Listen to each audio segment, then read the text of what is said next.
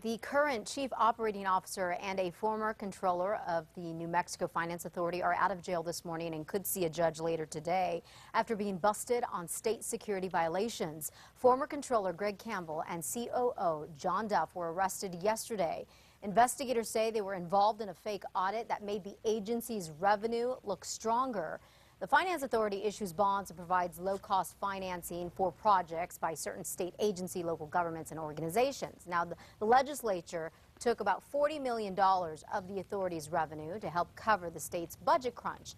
Now, we're told there is a strong possibility that more arrests are possible as this investigation continues. Now, how does this affect you, this investigation going on? Well, many projects around the state may not get the money they need. For example, developers want to build at least 300 new homes on Albuquerque's West Mesa. The city was seeking $27 million from the Finance Authority to put the infrastructure in for that project. The money now not available, so the city is now having to scramble to find other bonding sources.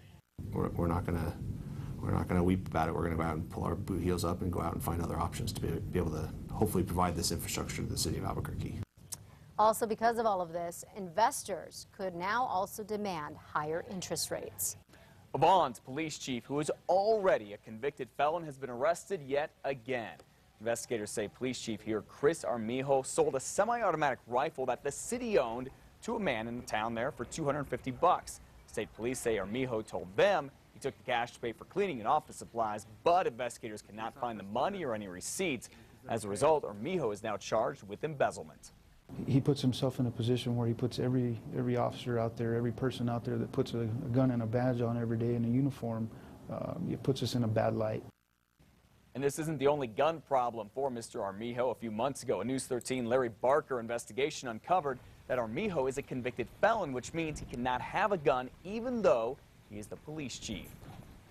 We now know the boy from Berlin who admits he shot and killed his father 3 years ago is set to go on trial next May, but Benjamin Hilburn's trial could get pushed back even more because prosecutors want his little sister to testify in the case, even though a judge ruled she is not competent to. They're now appealing that to the state Supreme Court.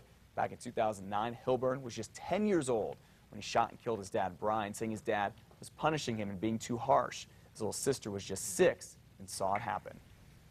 The family of a Santa Fe student who videotaped a school bus driver inappropriately touching other students is now suing the school district for not taking quicker action. Police say the video shows Santa Fe bus driver Martin Gonzalez touching the thighs of several 13-year-old girls. 15-year-old Vanessa Vigil was a student on that bus that recorded this clip. Last week, the accused bus driver, who police say admitted to the crime, walked out of court with probation and with 6 months in a sex offender treatment program. We had high hopes that the court system was going to take care of the situation, and they didn't. And mom Brenda Grule says it's not. So the family of the student who shot the video is suing the school district, saying that the bus driver was allowed to continue to drive kids to school even after the student notified school officials. Governor Susana Martinez has a new plan to help veterans just getting back from overseas to get the help that they may need. She wants doctors to give vets and their families free counseling and therapy for at least a year.